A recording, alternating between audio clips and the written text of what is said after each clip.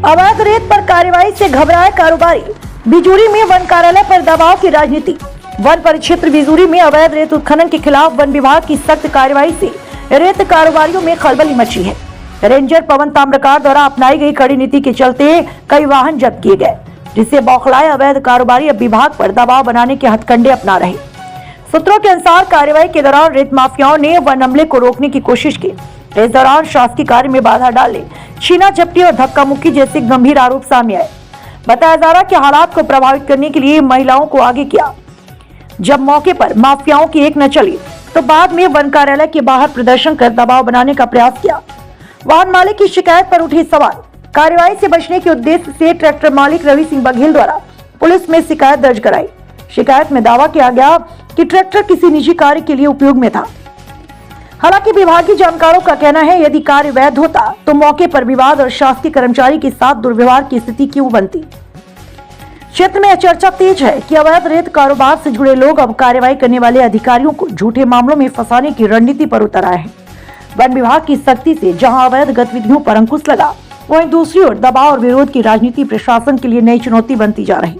प्रशासनिक हलकों में उम्मीद जताई जा रही कि प्रशासकीय कार्य में बाधा डालने और कर्मचारियों के साथ दुर्व्यवहार के मामलों में निष्पक्ष जांच कर सख्त कदम उठाए जाएंगे, ताकि कानून का डर बना रहे और अवैध रेत कारोबार पर प्रभावी रोक लग सके। उद्घोष समय के लिए यशपाल जाट की।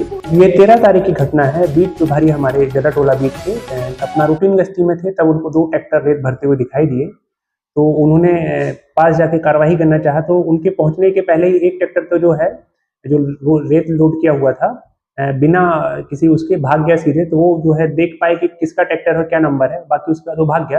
दूसरे ट्रैक्टर को रोक के उन्होंने कार्रवाई करना चाहिए, तब तक और भी लोग आ गए और उस दूसरे ट्रैक्टर को भी छुड़ा के ले गए।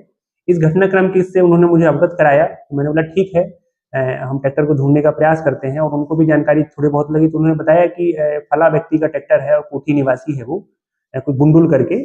मैं ठीक है, फिर हम लोग कोठी गए तो उनको दिखाई दिया कि साहब यही ट्रैक्टर था। तो फिर हम लोग मौके पे पहुंचे, उसको रुकवाने का प्रयास किया, तो वो ट्रैक्टर और तेजी से भागा और फिर कोठी में तालाब के पास जाके उसको पकड़ा। और जब फिर हम लाने लगे उसको कि भाई ऐसा ऐसा है, तो वो विवाद करने लगे और रोकने का प्रयास करने लगे। तो फिर पुलिस को सूचना दी, मामला बिगड़ता हुआ देख 112 और टीआई। नहीं, कोई भी मारपीट नहीं की गई है और उनकी एमएलसी भी हुई है। एमएलसी में भी स्पष्ट है कि भाई किसी प्रकार की मारपीट नहीं है, किसी प्रकार के चोट के निशान नहीं है। ये लोग धरने पर बैठने वाले हैं, क्या है इसके संबंध में मुझे जानकारी नहीं है, ये आपसे ही पता चल रहा है। धरने पे तो वैसे बैठे ही हैं वो। बीच में बड़ा आंदोलन करने वाले हैं। बीच में मुझे ऐसी सूचना आई थी कि चक्का जाम वगैरह करने वाले हैं, तो हो सकता है उसी की तरफ बढ़ रहे हो। ये जो है मतलब लीगल प्रक्रिया से ना आके दबाव बनाने की स्थिति। पूर्व में भी कोई चोरी का उनके पास शिकायत रेता चोरी का या ऐसा? हाँ, वहाँ जो बैठे हुए हैं धरने में 1-2 लोग ऐसे हैं जिनके ऊपर कार्रवाई की गई थी, और बाकी लोगों को मैं बहुत अच्छे से नहीं जानता, तो इसलिए बाकी लोगों के बारे में नहीं कह सकता हूँ।